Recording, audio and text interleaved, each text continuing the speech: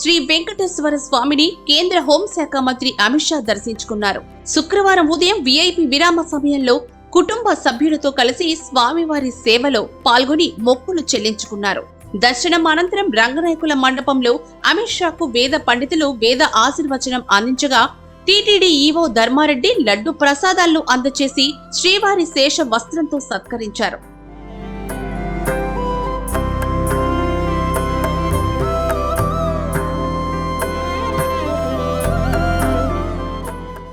అంతకుముందు ఆలయం వద్దకు వచ్చిన హోంమంత్రి అమిత్ షాకు మహాద్వారం వద్ద టీటీడీ ఈవో ధర్మారెడ్డి, ఆలయం ప్రధాన అర్చకులు ఘన స్వాగతం పలికారు.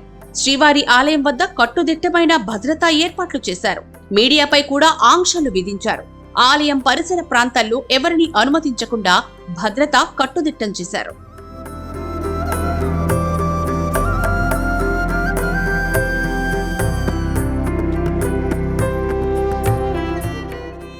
ఇక గురువారం సాయంత్రం రేణిగుంట విమానాశ్రయానికి చేరుకున్న ఆయన రాత్రి తిరుమలలోని వకుళామాత అతిథి భవనంలో బస చేశారు.